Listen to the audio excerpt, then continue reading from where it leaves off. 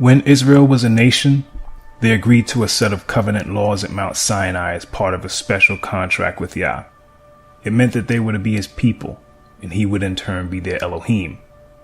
Now, as with all contracts, which usually involve at least two parties, in this case Yah and Israel, both parties were bound by certain agreements which were spelled out in the contract or covenant.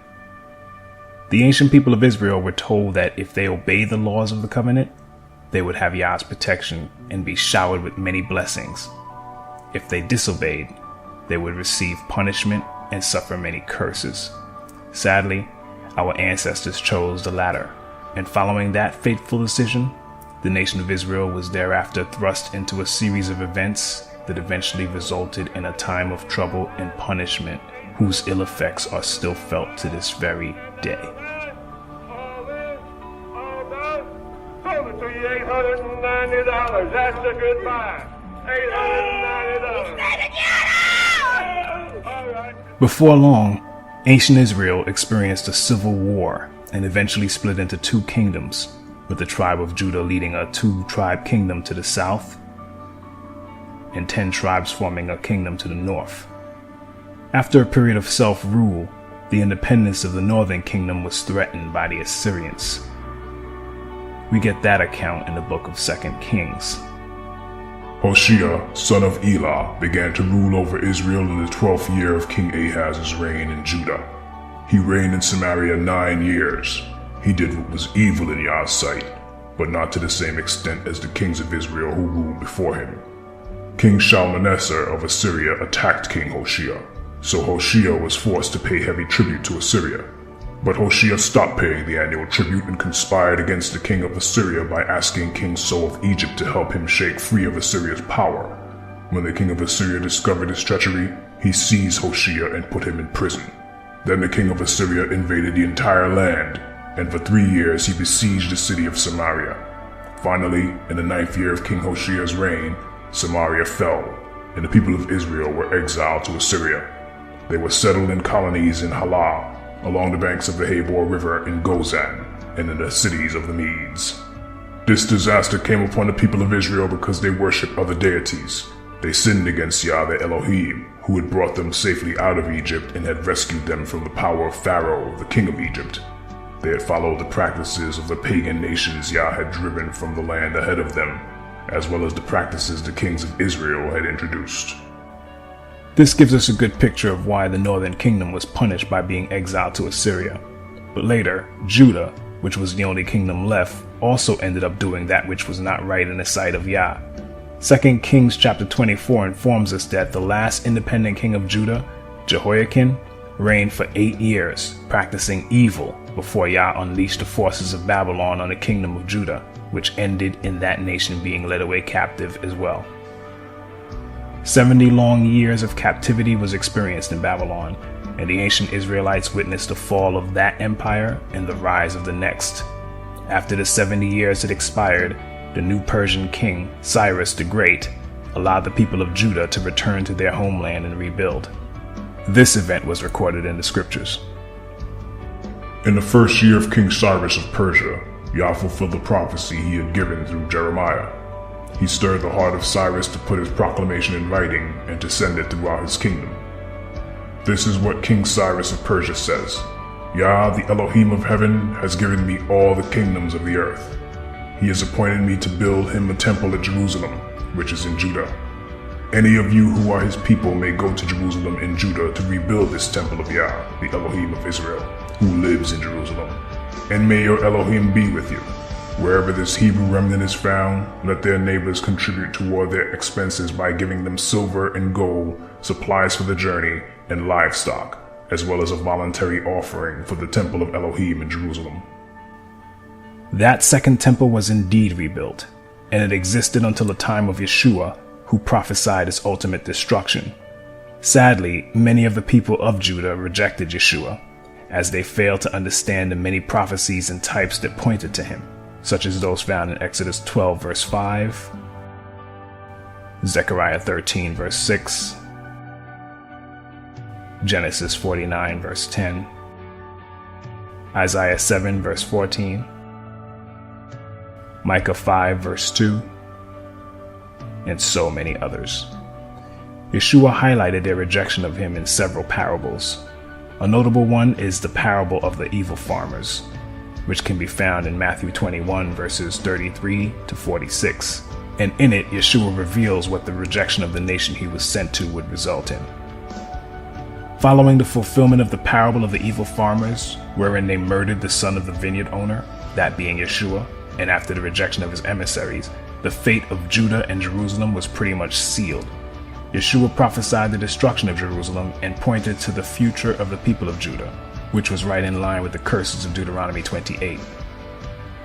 And when you see Jerusalem surrounded by armies, then you will know that the time of its destruction has arrived. Then those in Judea must flee to the hills. Those in Jerusalem must get out, and those out in the country should not return to the city. For those will be days of Elohim's vengeance, and the prophetic words of the scriptures will be fulfilled. How terrible it will be for pregnant women and for nursing mothers in those days. For there will be disaster in the land and great anger against this people. They will be killed by the sword or sent away as captives to all the nations of the world. And Jerusalem will be trampled down by the Gentiles until the period of the Gentiles comes to an end. This particular prophecy, as you can see, stretched throughout time, with Jerusalem being controlled by the Romans, who were the first to march on her following Yeshua's prediction. Roman rule lasted for hundreds of years after the initial siege. Then the Romans eventually lost hold of Jerusalem to the Muslims. And thereafter various caliphates controlled Jerusalem until the time of the Crusades. During this long period, popes allied with European kings to fight against Muslims. The Crusades were first and foremost an expression of papal authority against the enemies of the Church. The First Crusade was preached by a pope, Pope Urban II, in France in the year 1095. With reference to the Muslims and their advance in Europe and in Jerusalem, I think the Christians in Europe believed that the Islamic message of Muhammad was against and contradictory to what the Christians were saying. They were worried that this idea could possibly overrun the Christian idea. Pope Urban conceived this idea. It's not a sin if you kill non-Christians, if you kill non-believers in our faith. And so he made this deal that if you go and fight in the Holy Land, you will be forgiven all your past sins. A knight could sin as much as he liked, and simply by going to the Holy Land, he had been given his passport to heaven. And that was an extremely attractive deal. And combined with that, he could win fame, he could win glory, and he could come back with the treasures of the Near East. These are the things that drew knights in their tens of thousands to go on crusade. The bloodletting of the Crusaders spread throughout the Islamic lands. Everybody heard stories about the massacre of unarmed individuals. It created this intense rage amongst Muslims. In a sense, it resulted in a new kind of Muslim crusade, a desire to raise an army to go back to liberate Jerusalem from the Crusaders as an act of piety on the part of Muslims. I don't think any of those young men, either Christian or Muslim, could possibly have imagined that their struggle could possibly still be playing itself out 1,000 years later in the area that we call the Middle East today.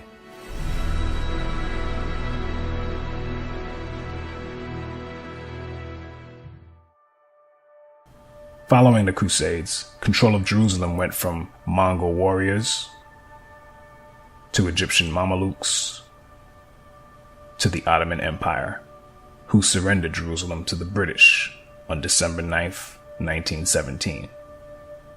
That event led to the modern-day circumstance, which allowed for the establishment of an Israeli state, which is currently occupied by Gentile posers pretending to be the people of Israel, as stated in Revelation chapter 2, verse 9, and chapter 3, verse 9. As prophesied by Yeshua, Jerusalem would be trampled down by the Gentiles until the period of the Gentiles comes to an end. that means that Gentiles would be in Jerusalem, trampling it down till the very last day when Yeshua comes. In other words, the people in that land calling themselves Israel are really Gentiles. But let one of them tell you himself. In his book, The 13th Tribe, Arthur Koestler, himself a so-called Jew, writes in the very first chapter about the time when Charlemagne was crowned Emperor of the West. The eastern confines of Europe between the Caucasus and the Volga were ruled by a Jewish state known as the Khazar Empire. At the peak of its power, from the 7th to the 10th centuries AD, it played a significant part in shaping the destinies of medieval and consequently of modern Europe.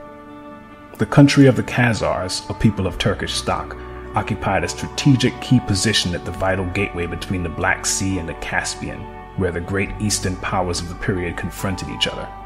It acted as a buffer protecting Byzantium against invasions by the lusty barbarian tribesmen of the northern steppes. But equally, or even more important, both from the point of view of Byzantine diplomacy and of European history, is the fact that the Khazar armies effectively blocked the Arab avalanche in its most devastating early stages, and thus prevented the Muslim conquest of Eastern Europe. It is perhaps not surprising, given these circumstances, that in 732, after a resounding Khazar victory over the Arabs, the future Emperor Constantine V married a Khazar princess. In due time, their son became the Emperor Leo IV, known as Leo the Khazar. Ironically, the last battle in the war, AD 737, ended in a Khazar defeat. But by that time, the impetus of the Muslim holy war was spent. The caliphate was rocked by internal dissensions, and the Arab invaders retraced their steps across the Caucasus without having gained a permanent foothold in the north, whereas the Khazars became more powerful than they had previously been. A few years later, probably AD 740, the king, his court, and the military ruling class embraced the Jewish faith, and Judaism became the state religion of the Khazars. No doubt their contemporaries were as astonished by this decision as modern scholars were when they came across the evidence in the Arab, Byzantine, Russian, and Hebrew sources. What is in dispute is the fate of the Jewish Khazars after the destruction of their empire in the 12th or 13th century. On this problem, sources are scant, but various late medieval Khazar settlements are mentioned in the Crimea, in the Ukraine, in Hungary, Poland, and Lithuania. The general picture that emerges from these fragmentary pieces of information is that of a migration of Khazar tribes and communities into those regions of Eastern Europe, mainly Russia and Poland, where, at the dawn of the modern age, the greatest concentrations of Jews were found. This has led several historians to conjecture that a substantial part, and perhaps the majority of Eastern Jews, and hence of world Jewry, might be of Khazar and not of Semitic origin. The large majority of surviving Jews in the world is of Eastern European, and thus perhaps mainly of Khazar, origin. If so, this would mean that their ancestors came not from the Jordan, but from the Volga, not from Canaan, but from the Caucasus, once believed to be the cradle of the Aryan race, and that genetically they are more closely related to the Hun, Uyghur, and Magyar tribes than to the seed of Abraham, Isaac, and Jacob.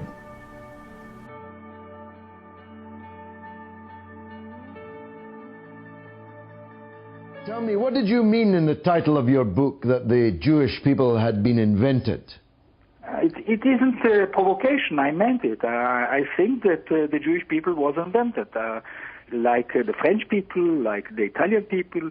You see, to build nations in the modern times, historians started to build to the past peoples. Between these peoples, I think that in the second half of the 19th century, the Jewish people was invented. Shlomo Sand, an Israeli emeritus professor of history at Tel Aviv University, wrote a book called The Invention of the Jewish People, in which he agrees with a lot of what Arthur Koestler brought forth concerning the Khazarian origins of the so-called Jews. Shlomo Sand, who is himself a so-called Jew, points out that the ancestry of most contemporary Jews stems mainly from outside the land of Israel, and they are descended from converts, and that mass conversions to Judaism occurred among the Khazars in the Caucasus, Berber tribes in North Africa, and in the Himyarite kingdom of the Arabian Peninsula. Yeshua said that a certain people would say that they are Jews but are not, and those people are the Khazars and their descendants who are among us today. And the fact that many sources can be found among these people which proclaim their true origins is astounding. On page 226 of his book, Sand writes, another early source attesting to the collective conversion of the Khazars is a Karaite one. In about 973 CE, one Yaakov Kerkasani, a scholarly traveler who was quite familiar with the regions around Khazaria, wrote a commentary in Aramaic on the verse, Elohim shall enlarge Japheth. Genesis 9:27. This is what the words mean. He will dwell in the tents of Shem, which grant him a favor and advantage. And some commentators think that this refers to the Khazars, who became Jews. What is interesting about the quote he cites and agrees with is the fact that they know and believe the prophecy concerning a people who would pretend to be of the tribe of Judah but are truly Gentiles. And they base this on Genesis 9 verse 27, which coincides with Revelation 2 verse 9 and 3 verse 9. What's more, most of the world is buying into this deception, and for the present day Khazarians, that's probably reason to celebrate.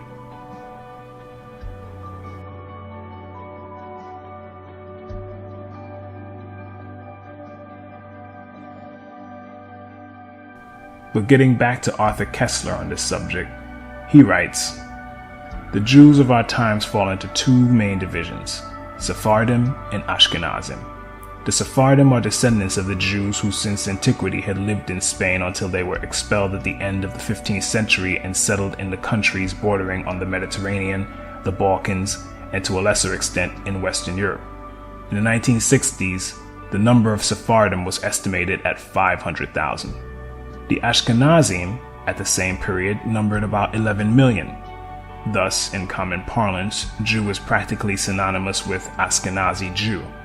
It should be mentioned that the Ashkenaz of the Bible refers to a people living somewhere in the vicinity of Mount Ararat and Armenia. The name occurs in Genesis 10 verse 3 and 1 Chronicles 1 verse 6 as one of the sons of Gomer, who was a son of Japheth.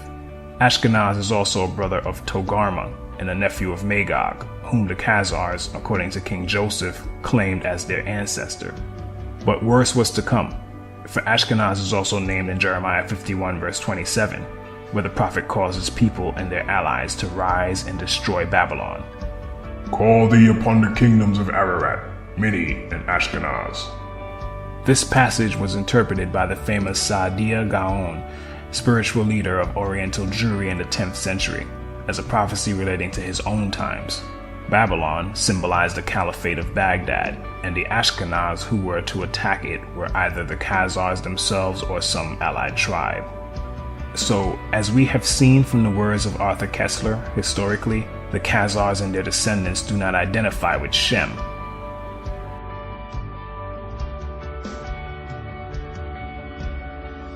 But rather, they identify with Japheth. And that is proved out in their own writings. This is a major fulfillment of scripture. All that being said, what happened to the real people of Judah in 70 AD, following the siege and destruction of Jerusalem? The ones who weren't captured by the Romans and killed or enslaved escaped. But where did they go? First, you have to understand that whenever trouble arose, such as severe famine in the land, our forefathers and mothers were known to migrate in order to avoid it. There are three famous accounts of Abraham, Isaac, and Jacob heading south when famine struck at different periods in each of their lifetimes. Abraham and Jacob went all the way south to Egypt, but Isaac went as far as Gerar. And let's not forget Joseph and Mary, who also fled south to Egypt with Yeshua to escape trouble. These acts are all somewhat prophetic, as they are a major clue as to what happened to the people of Judah following the destruction of Jerusalem. In his book, From Babylon to Timbuktu, author and historian Rudolph R. Windsor, a true Hebrew, writes, in the year 65 BC, the Roman armies under General Pompey captured Jerusalem. In 70 AD, General Vespasian and his son, Titus, put an end to the Jewish state with great slaughter. During the period of the military governors of Palestine, many outrages and atrocities were committed against the residue of the people. During the period from Pompey to Julius, it has been estimated that over 1 million Jews fled into Africa, fleeing from Roman persecution and slavery. The slave markets were full of black Jewish slaves. After the fall of the Carthaginian metropolis in North Africa, Roman power became dominant in the Barbary states. The pagans and the Romans attacked the Jews indiscriminately, both the Jewish soldiers and the uninvolved peaceful population. As a result of this merciless attack, many Jews fled to those parts of Northwest Africa known as Tunisia, Algeria, Morocco, and Mauritania. Many other Jews fled to the areas where Rome did not have any jurisdiction. This was to the region of the South, the Sahara Desert, and the Sudan. Windsor also tells us on page 86 and 87 that more descendants of Judah fled to the west coast of Africa in the 7th century after the Visigoths assumed power and began to suppress Hebrew customs with forced baptisms to Christianity. Windsor cites many credible sources to make his points. Among them is Joseph J. Williams, a 20th century historian who, in his 1930 book Hebrewisms of West Africa, wrote, "Whatever may be thought of the more or less mythological traditions connected with the earliest Jews in North Africa, it is now practically an established fact that a Jewish nation, Jewish at least in faith and perhaps too in origin, long held sway south of the Sahara." Now, while Joseph Williams, who is Caucasian and Jesuit, does provide meaningful and factual info that pertains to the descendants of the ancient Hebrew Israelites, he does so with a degree of reluctance. And the book is written through the lens of what I would call a racist and white supremacist viewpoint. Because despite all the evidence of the true descendants of Judah and Israel as a whole being black, Williams and his sources try to brush that aside and conclude that white Jews, who they blindly claim are the originals, must have somehow lost their color by interbreeding with blacks who thereafter assimilated their culture, for which there is absolutely no evidence. That said, Hebrewisms of West Africa is full of valuable information as regards the wanderings of the Hebrews following the flight from Judea, and it also gives great insight into the further scattering of our ancestors, as certain customs practiced in West Africa by our Hebrew ancestors found their way to islands like Jamaica, Haiti, the Virgin Islands, and many other places following the slave trade. So, having fled their homeland as prophesied, there our ancestors were, charting new territory in Africa and trying to carry on their Hebrew traditions in a new land, but not as savages or uncivilized barbarians. In fact, Rudolf Windsor tells us in his book, "The black Jews had an advantage over the African tribes. They carried their culture, history, laws, and written records with them. This assured them a constant precedent for the development of a higher social organization. Because of the stability of the black Jewish culture, the Jews were not absorbed into the autochthonous or native population. In fact, the Jews absorbed some of the native tribes. The Jews made use of every opportunity. They were an industrious and skillful people. In the Jewish Ghanaian states were found kings, princes, governors, generals, secretaries, treasurers, revenue agents, judges, architects, engineers, doctors, jewelers, sculptors, masons, carpenters, painters of art, goldsmiths, leatherworkers, potters, armorers, saddlers, blacksmiths, agriculturists, etc. The survivors of the Roman siege of Jerusalem were able to flee that terror and carry on in a new land. But the relative peace our ancestors were afforded by escaping to Africa was broken by the Arab slave trade, which affected not only Hebrews, but men, women, and children from many other peoples that were usually of the lowest classes. The Eastern Arab slave trade, in particular, involved women and young girls, and a strict ratio of 2 women for each man was maintained.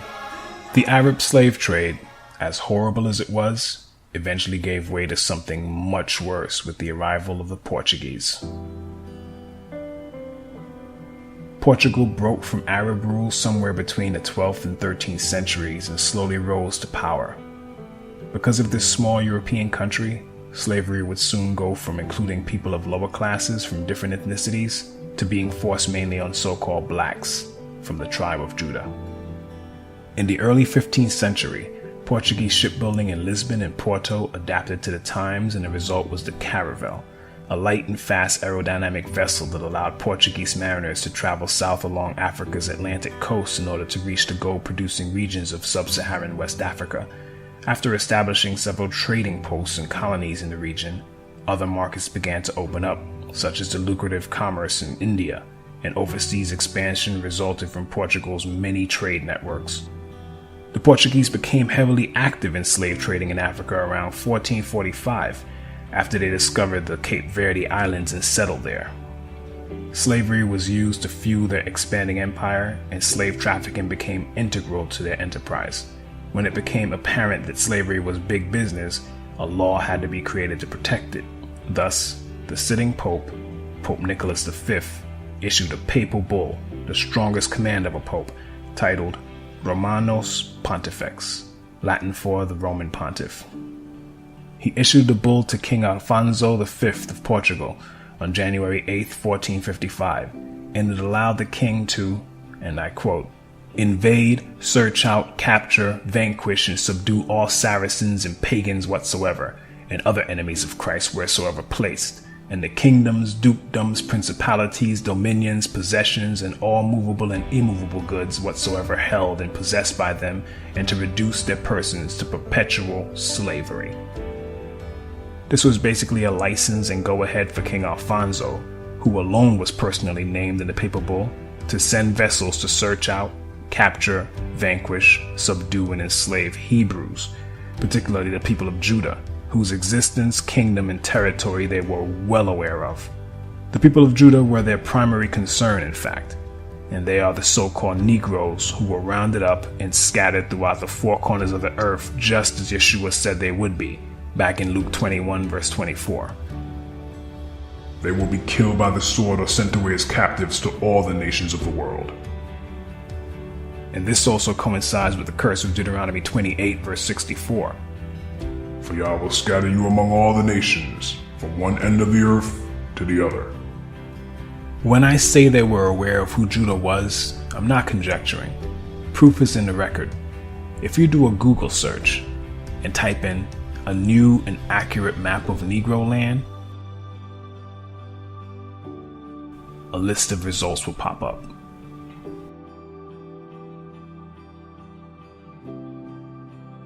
As of the date of this recording, Swain.com still works.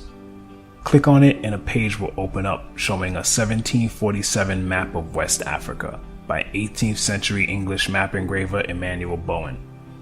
And then click on the image of the map itself. Move your mouse pointer to the area that is now present-day Ghana and click on it to enlarge the map.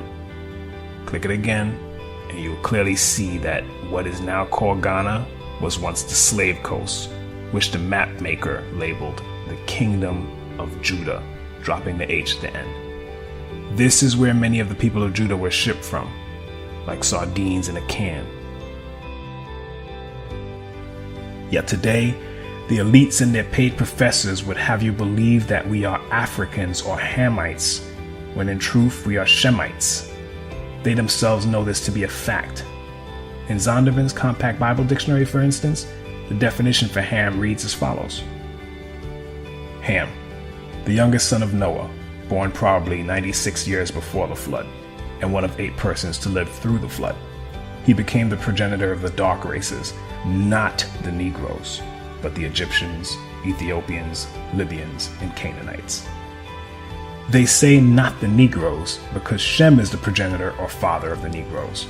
Though both lines are comprised of so-called blacks, Africans and so-called African Americans are not the same. We are Hebrews and they are Hamites. But there are still many Hebrews in Africa, however. But getting back to our history, despite the papal bull pertaining solely to the King of Portugal, that didn't stop other empires and nations from getting in on the action. Over the centuries, Spain, Britain, France, the Dutch, Canada, the United States, and many African countries participated in the transatlantic slave trade, and this fulfills certain prophecies, such as Psalm 83, which I urge you to read with your eyes open, and Joel 3 verse 6. You have sold the people of Judah and Jerusalem to the Greeks, so they could take them far from their homeland. The sad fact is, Psalm 83 is still in full effect, as our collective enemies are still conspiring to keep us in the dark as concern our true identity, and they continue to miseducate us. They really mean to wipe out the memory of the people of Israel from the face of the earth. But Yah is not going to let that happen. And this documentary is merely one step toward that effort. The present situation we are in is solely due to our forefathers failing to keep the covenant law of Yah, and it falls to us in this generation to right that wrong. And Yah said that this would happen in our day. But I will spare some, for some of you will escape the sword when you are scattered among the lands and nations. Then in the nations where you have been carried captive, those who escape will remember me, how I have been grieved by their adulterous hearts, which have turned away from me, and by their eyes, which have lusted after their idols. They will loathe themselves for the evil they have done and for all their detestable practices, and they will know that I am Yah. I did not threaten in vain to bring this calamity on them. You see, we, the people of Israel, are not born deserving of that name. We are born as Jacobs, or supplanters and schemers. But to truly earn the right to be called Israel, we, like our father Jacob, will have to be faithful and wrestle with Yah until we are overcomers. Those of us who do this will be the ones who will truly be called Israel and form the remnant of the kingdom. Having said that, please don't let this be the end of your search for truth on this subject. Continue to dig for it and pray that Yah gives you discernment, since a great deal of deception is out there regarding this topic. And spread the word to your friends and family, and he or she that has ears to hear and eyes to see among them will get it. I hope that this brief history has enlightened you and brought a degree of understanding as concerns our past, which goes well beyond Africa. The so-called Negroes, blacks, and African Americans are actually the descendants of the people of Judah, and that is something they don't want us to know.